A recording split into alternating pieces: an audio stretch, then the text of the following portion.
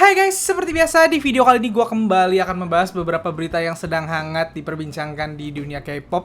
By the way, gue mau minta maaf dulu ke kalian karena udah berapa hari gue nggak upload YouTube. Padahal udah banyak banget hal seru yang buat dibahas dan banyak banget request yang dateng lewat scan barcode ini dan juga link yang gue taruh di kolom description gitu. Banyak minta bahas, bang ini bang, bahas itu bang, bahas ini bang gitu. Cuman nggak bisa gue lakuin karena apa?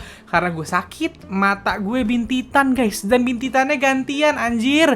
Yang pertama yang kanan, pas sembuh setelah berapa hari yang kiri bintitannya itu bintitan yang sampai sakit gitu, jadi gue nggak bisa syuting karena kan ada lightingnya gitu, nggak bisa, mata gue jadi gini nih. Nggak bisa syuting jadinya, makanya baru bisa sekarang gitu. Dan salah satu yang paling banyak di request lewat scan barcode ini adalah of course Lisa. Jadi walaupun udah lewat beberapa hari tetap akan gue bahas. Oke, langsung aja kita masuk ke pembahasannya. Ya, seperti yang kalian semua ketahui, beberapa hari yang lalu, kalau dari portal berita ini 2 hari yang lalu itu muncul berita yang mengagetkan internet. Katanya Lisa itu kencan atau ngedate sama Frederick Arnold kalau gua nggak salah namanya, dan dia adalah putra dari pemilik grup LVMH gitu ya. Kita semua tahu LV adalah perusahaan fashion, perusahaan brand terbesar, salah satu brand terbesar di dunia gitu. Dan videonya banyak beredar. Gue sebenarnya bingung sama videonya karena di video tersebut terlihat Lisa pertama sebelahan sama cowok berbaju biru yang mukanya ditutupin atau disensor gitu. Gue pikir itu ternyata bukan, katanya yang abis itu yang pakai baju pink katanya Lisa senderan gitu. Dan videonya kualitasnya sangat rendah, jadi gue gak bisa lihat itu beneran si cowok itu atau bukan gitu. Terus orang-orang tahu dari mana itu si Frederick itu atau nggak ngerti lah gue gitu. Cuman seperti biasa, gue kalau misalnya idol sampai memang beneran ternyata dia pacaran, gue mendukung gitu, nggak pernah kontra, gue nggak pernah yang kayak ngapain sih, nggak pernah kayak gitu.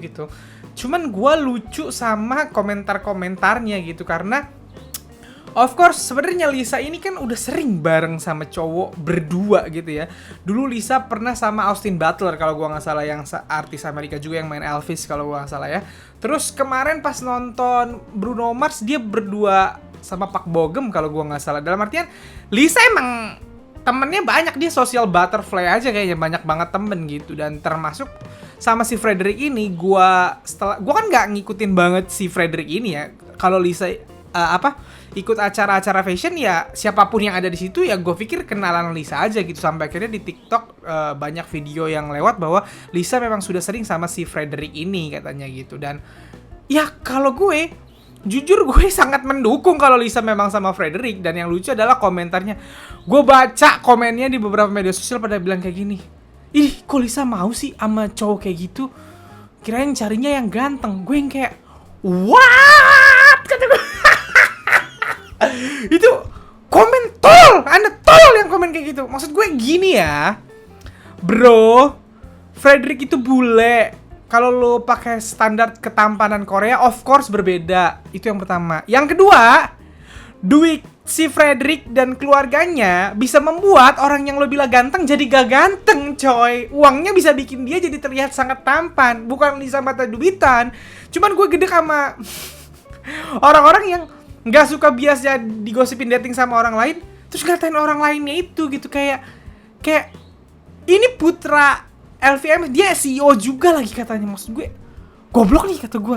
Dan gue mah bilang kalau Lisa sampai jadi sama Frederick, seandainya benar ya, walaupun gue nggak tahu ini benar apa enggak, seandainya Lisa benar sama si Frederick, dia hebat sekali. Lisa dari orang Thailand awalnya, anak Thailand yang akhirnya punya mimpi menjadi idola Korea. Itu aja mimpinya udah jauh tuh. Dia orang Thailand, mimpinya jadi idol Korea. Orang Thailand bisa debut jadi idol Korea aja udah hebat banget. Pasti orang Thailandnya bakal kayak proud gitu sama Lisa gitu. Udah bisa debut di Korea. Ya sama kayak kita, orang Indonesia bangga ngelihat Zayan, Dita bisa debut sebagai idol K-pop.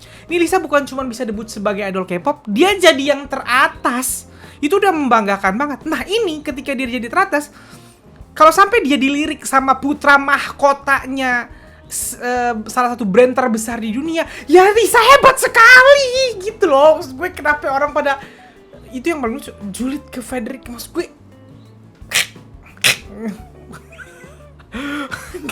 gak usah Lisa gitu. Maksud gue Kayaknya artis-artis barat tuh, artis barat yang terkenal juga kalau dilirik sama si Frederick ini pada mau anjir. Lu tahu gak sih? Kayaknya si harta si Frederick ini mau istrinya foya-foya sampai mati juga uangnya kagak habis gitu loh. Terus lu bukan mata duitan sekali lagi ya, tapi kan memang harus diakui dia ini anak orang kaya, udah pasti cerdas di sekolah ini tempat yang bagus gitu, dan dia akan mewarisi grup besar itu gitu. Itu yang gue lucu. Walaupun sekali lagi video yang beredar bahwa Lisa nyenderan itu, gue ini mana nyender, ini nyender. Ada yang bilang nyenderannya sama bantal, ada yang nyenderan sama selimut, apalah gitu. Kalau gue pribadi, gue mah sangat bangga. Padahal gue bukan siapa-siapa Lisa, tapi gue bangga kalau Lisa berani nyenderan gitu di depan umum. Kayak Lisa, mau apa lu pada? Kayak gue tuh ngerasa kayak Lisa kayak, mau apa lu pada, suka-suka gue, hidup-hidup gue. Gue tuh bangga sama idol yang mau kayak gitu. Kayak Jennie kemarin tuh gue bangga gitu. Jadi kalau gue sangat mendukung, walaupun sekali lagi, apakah benar bang? Nggak tahu, karena videonya masih tidak, apa bahasanya, gue bahkan gak lihat muka si Fredericknya di video itu gitu. Jadi kalau apakah itu Frederick beneran apa bukan, gue nggak tahu. Tapi kalau misalnya itu benar Frederick, Lisa keren banget. Nih gue ulang, Lisa keren banget. Dan lu yang ngatain Frederick, lu kocak lu. Maksud gue, kalau dia datang ke Indonesia, lu katain rumah lu dibeli sama semua harta-harta lu dibeli sama dia. Kocak, ada banget gitu. Jadi Lisa top, mantap jiwa. Selanjutnya yang mau gue bahas, sebenarnya gue mau bahas Blackpink, lanjutan dari Lisa. Tapi sebelum itu, gue intermezzo dulu, datang ke bahasan yang menurut gue sangat amat menarik. Karena ini adalah bahasan yang menurut gue bisa jadi insight buat kalian, bisa jadi motivasi juga buat kalian, di mana the biggest boy band in the world, BTS, baru saja merilis buku perjalanan selama 10 tahun mereka, dan mereka di situ mencurahkan salah satunya pengalaman pahit masa debut hingga sempat dicemooh gitu. Ya, gue selalu bilang bahwa gue bukanlah ARMY, karena gue nggak kayak ARMY yang mendedikasikan dirinya untuk BTS gitu. Tapi gue ngikutin perjalanan BTS bener-bener dari mereka debut. Gue anggaplah gue kayak apa ya, casual K-popper saja. Dari dulu, dari zaman gue nge-K-pop pertama, gue selalu ngikutin berita K-pop setiap hari gitu. Kayak gue baca berita bola, gue baca berita K-pop tuh tiap hari aja gitu. Jadi sedikit banyak gue tahu BTS ceritanya dari debut kayak gimana. Dan memang parah banget waktu awal-awal debut BTS tuh. Entah kenapa memang, ntar gue ceritain deh pokoknya. Intinya di buku ini ada salah satu kutipan dari J-Hope dan V yang memancing orang-orang kayak bersimpati bagaimana susahnya mereka dulu. J-Hope ngomong gini, sangat sulit saat mempromosikan Danger. Danger itu di tahun 2014, ingat banget gue, ini terjadi setelah kami menyelesaikan kira-kira 20 pre-record untuk acara musik yang berbeda. Kami diperintahkan untuk hadir di atas panggung untuk live, jadi kami menurut. Namun yang mengejutkan, kami bahkan tidak dalam tempat pemenang. Terus V juga ngomong, tidak apa-apa jika tim lain dinominasikan untuk nomor 1 karena kami hanya perlu bekerja lebih keras. Setiap kali kami pergi ke stasiun siaran, ke stasiun TV nih, kami selalu menyapa orang-orang baik itu senior maupun junior. Tapi kemudian ada orang yang mengabaikan sapaan kami dan bahkan ada yang mencemooh kami karena tidak dinominasikan sebagai nomor 1. Gila gak? BTS dikatain sama artis lain, sama idol lain gara-gara mereka dicemooh, kayak dicengin gitu, kayak dikatain, dihina karena nggak berhasil dapat peringkat 1 saat itu. Memang BTS tuh dapat peringkat 1 cukup lama guys. Dari debut itu kalau nggak salah pertama kali peringkat 1 2015 dengan I Need You. Jadi mereka butuh 2 tahun gitu. Dan mereka mendapatkan itu. Terus Vin nambahin, setelah siaran-siaran kayak gitu, setelah diremehin, kami semua bepergian dengan kendaraan yang sama. Mereka pulang tuh naik mobil yang sama. Nah, beberapa dari anggota BTS tuh ada yang menangis, ada yang marah, dan beberapa dari kami bahkan tidak bisa berkata apa-apa karena kesedihan dan ketidakadilan yang dapat kami lakukan. Saat itulah kami berpikir kami harus sukses agar tidak ada yang memandang rendah kami. Kami memiliki tekad dan bersatu dalam satu hati untuk menjadi grup yang luar biasa. Dan hasilnya, mereka jadi the biggest boy band in the world. Bukan cuma the biggest boy band K-pop in the world, tapi the biggest boy band in the world right now. Bahkan banyak yang bilang mereka juga the biggest band in the world right now. Terus kemarin gue juga inget waktu Suga ngeluarin dokumenternya, kalau nggak salah di Disney Plus, dia sempat wawancara juga. Suga juga ngomong soal ini, bahwa di awal-awal debut tuh dia tuh marah sebenarnya, marah sama banyak hal di luar BTS ya, dalam artian karena dia bingung kenapa BTS ini dibenci segitunya padahal kami nggak ngapa-ngapain katanya. Maksudnya kami nggak ada nyerang grup lain, nggak ada nginin idol lain, tapi kami dapat kebencian yang lebih besar daripada orang-orang waktu itu. Dan gue saksi matanya, dan gue memang apa ya, gue waktu itu, kalau kalian mungkin beberapa K-popers yang baru ngefans BTS belakangan mungkin tahu itu dari cerita-cerita ARMY lama atau dari cerita-cerita portal berita lama gitu. Sedangkan gue real time ketika itu gitu. Gue ingat salah satu yang paling gue respect itu adalah ketika gue lupa di acara radio apa kalau nggak salah. Jadi BTS tuh ketemu sama rapper gitu. Terus ngomongin soal hip hop gitu. Terus Namjoon ngomong, iya kami rapper gini-gini. Terus diginiin sama rappernya. Lu bertiga bukan rapper. Nggak ada rapper joget-joget, digituin dong. Muka Namjoon waktu itu, muka RM, muka Suga langsung kayak gue ingat waktu itu, seinget gue kayak gitu. Padahal Namjoon atau RM itu adalah mantan rapper underground. Dia adalah temennya Zico. Zico itu adalah rapper idol yang di-respect sama banyak rapper underground karena dia mantan rapper underground. Dan Namjoon atau RM adalah temennya Zico sebelum debut gitu. Dan mereka nge-rap bareng dulu. Tapi RM digituin karena dia idol dan dari BTS gitu. Suga juga rapper underground awalnya. Dan banyak sekali Suga adalah produser yang jenius kan gitu. J-Hope tuh datang dari Academy Dance, kalau gue nggak salah, koreksi kalau gue salah ya ARMY, datang dari Academy Dance, tapi dia juga punya kemampuan rap yang sangat baik gitu. Dan sekarang bahkan album solonya masing-masing rapper ini berada di puncak, didengerin seluruh dunia gitu, mengalahkan para rapper yang dulu meremehkan. Itu contoh dari rapper undergroundnya aja. Ada banyak lagi hal-hal yang hinaan-hinaan atau cemoohan kepada BTS dulu sebelum mereka akhirnya pecah gitu. Karena BTS itu datang bener-bener dari agensi yang kecil gitu. Dalam artian gini, agensi kecil itu kan banyak sebenarnya. Cuman BTS itu datang dari Big Hit. Saat itu Big Hit keadaannya juga nggak bagus loh guys. Waktu BTS debut keadaan Big Hit nggak bagus. Dan sebelum BTS tuh nggak punya senior yang kayak, wah kami pengen punya senior kami yang dari agensi, nggak ada. Seniornya BTS ada grup Glam. Kalian bisa cari sendiri. Kalau gua nggak salah Glam itu makanya Big Hit nggak debutin girl group lagi abis itu. BTS berhasil membawa Big Hit itu dari nol sampai akhirnya jadi Big Hit sekarang jadi hype dan jadi perusahaan terbesar di Korea, perusahaan agensi dengan laba tertinggi, mengalahkan semua perusahaan lain gitu. Dulu tuh kayak ngalahin Big Three agensi itu mimpi doang bagi perusahaan lain.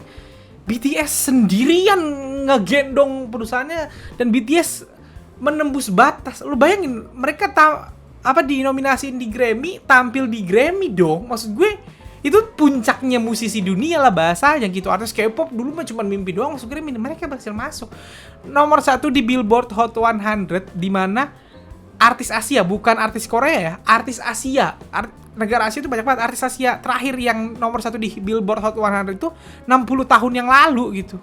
BTS yang baru pecahin lagi. Maksud gue ngelihat apa yang diceritakan di buku ini, gue yakin ini buku bener-bener motivasional gitu.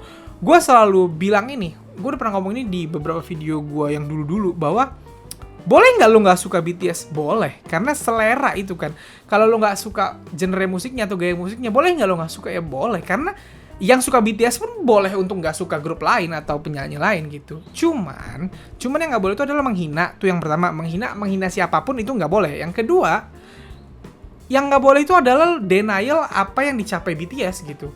Gue harus bilang, kan gue udah bilang gue bukan ARMY, tapi gue nggak bisa denial apa yang dicapai BTS gitu. Mereka puncaknya puncak gitu. Gue bahkan belum pernah lihat ada idol K-pop yang wamilnya diribetin negara karena negaranya nggak mau mereka wamil, padahal mereka harus wamil gitu. Baru BTS gitu. Ya, aduh pusing lah. BTS itu bisa bikin kota di Amerika, di negara superpower jadi ungu semua. Pokoknya mereka bisa melakukan hal yang ajaib menurut gue. Mana pernah gue kepikiran idol K-pop bakal jadi pembicara di PBB. Nggak masuk akal menurut gue. Kalau ada pembicara di PBB harusnya artis Amerika, karena memang Amerika kan pusatnya dunia lah, pusatnya entertainment dunia gitu. Tiba-tiba ada idol K-pop yang bisa jadi pembicara di PBB gitu. Idol K-pop diundang sama presiden Amerika. Gue yang kayak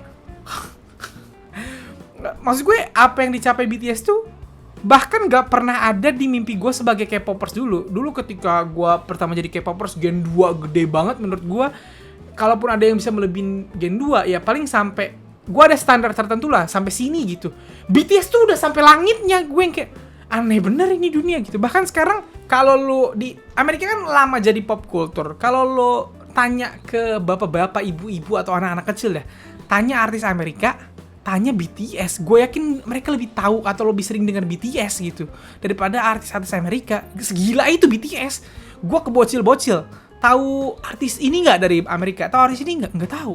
Tahu BTS nggak? Tahu. Membernya siapa? Mereka bisa nyebutin gitu. Nah, wah itu BTS gitu. Mereka sampai di level itu gitu. Makanya gue yang kayak gue tuh respect besar gitu. Dan kalau gue, karena gue orang yang nggak pakai iri dengkian gitu ya, gue ngeliat BTS ini jadi motivasi buat gue bahwa kalau lu kerja keras, lu melakukan yang terbaik, lu bisa sampai puncak. Walaupun yang tadinya itu dianggap tidak mungkin. Bahkan gue pribadi awalnya nganggepnya nggak mungkin gitu ada grup yang bisa segede BTS ini.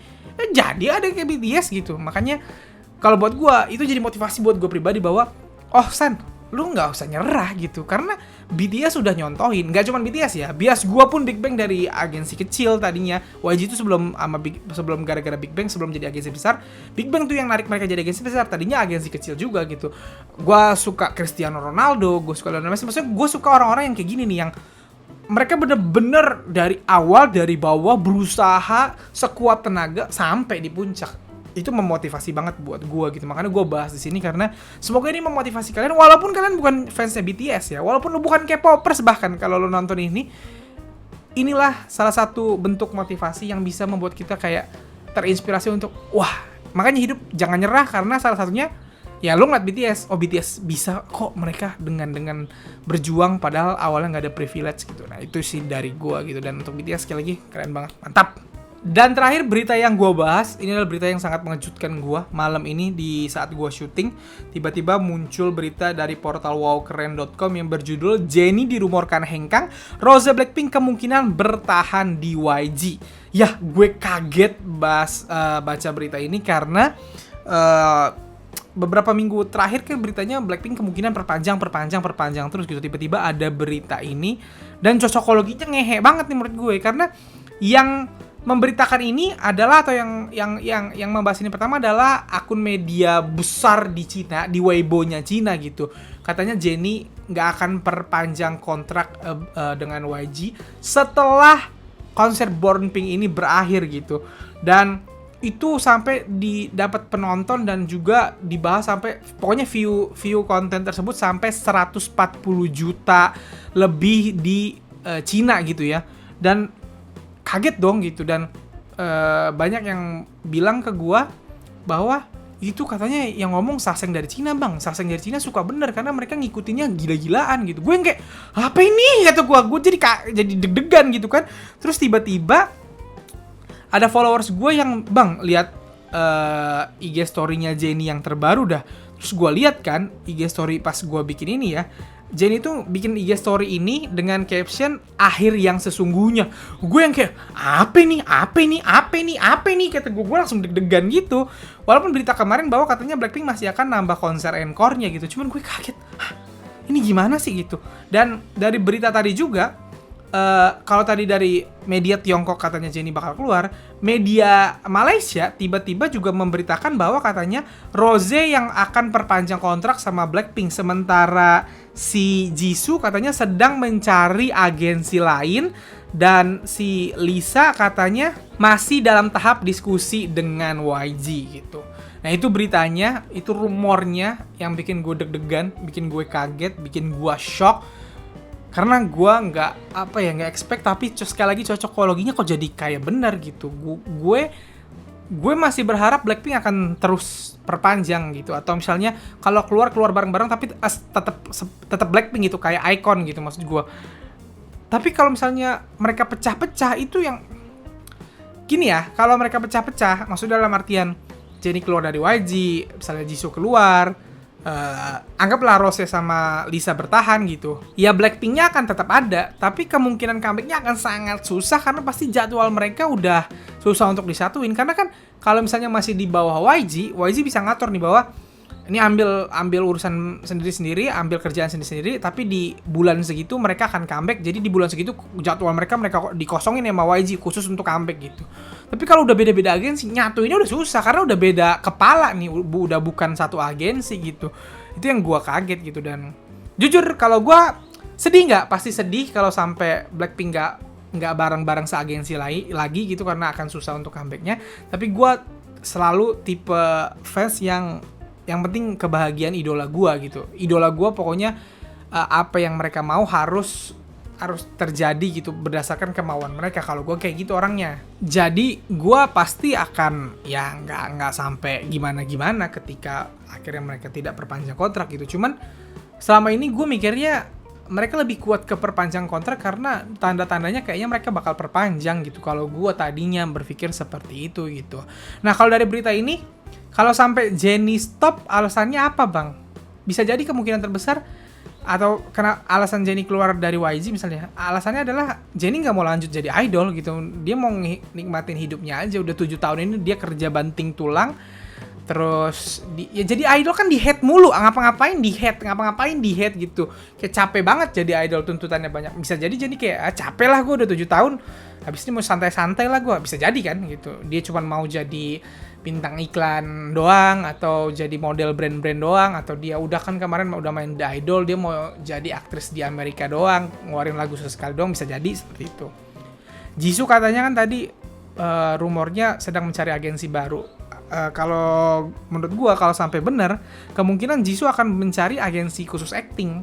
Kenapa gitu? Karena kalau Jisoo fokus ke agensi khusus acting, khusus aktor maksud gua, kalau Jisoo maksud ke agensi-agensi kayak BH Entertainment gitu, itu tawaran acting biasanya jauh lebih banyak karena itu adalah agensi aktor, PH-PH nih, TV-TV yang mau bikin drama atau perusahaan-perusahaan yang mau bikin film, dia akan kesana tuh untuk nyari aktor gitu. Dan biasanya misal contoh kayak kemarin Squid Game, Lee Jung Jae kan pemeran utamanya Lee Jung Jae. Di Squid Game 2 tuh ada beberapa aktor tambahan tuh datang dari agensinya Lee Jung Jae gitu. Karena Lee Jung Jae pemeran utamanya, perusahaannya bilang, "Ini kita ada karakter ini tambahan nih." Terus Lee Jung Jae, pakai artis dari agensi gua aja." Bisa jadi kayak gitu. Jadi kalau masuk agensi aktor Jisoo, ya dia bisa lebih fokus berakting gitu. Kemungkinan kayak gitu kalau misalnya memang sampai Jisoo itu pindah agensi, kemungkinan dia nyari agensi khusus aktor, kemungkinan gitu. Dan apakah Jisoo akan bagus bang aktingnya ke depannya, karirnya? Gue sih yakin 1000%, bukan cuma 100.000%.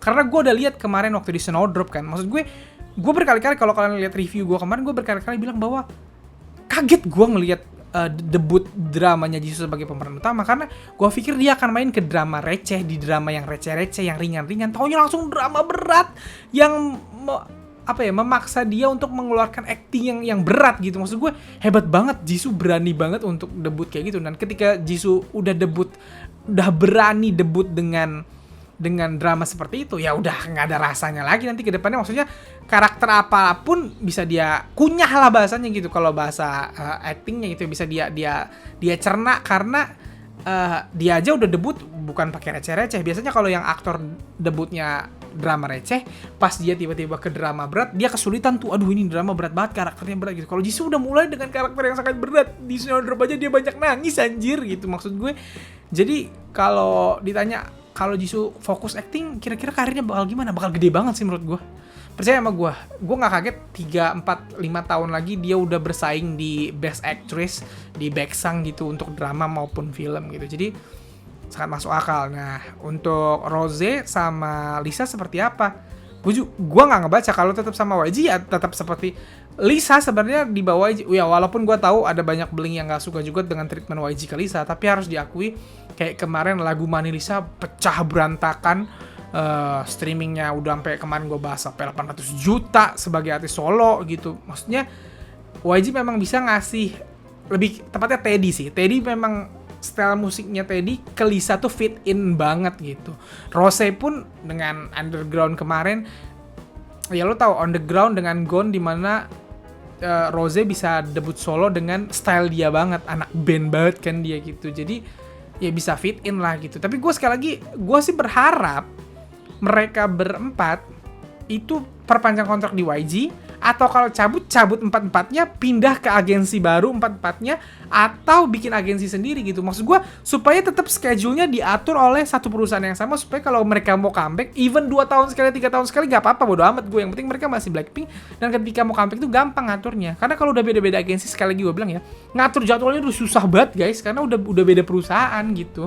Perusahaan kan juga pasti punya agenda sendiri, itu aja sih.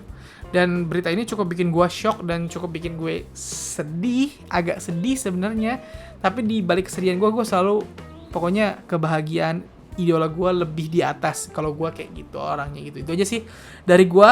Cukup panjang kan ya, wajar karena gue udah berapa hari kagak bikin video. Telan aja videonya. Dan sekali lagi kalau kalian punya requestan bahasan, langsung aja scan barcode atau klik link Saweria yang gue taruh di bawah. Kalian bisa request di situ sambil nge-gift of course, karena biar mutualisme gitu. Oke, itu aja dari gue. Kalau kalian punya pendapat, tulis di kolom komen. Oke, bye.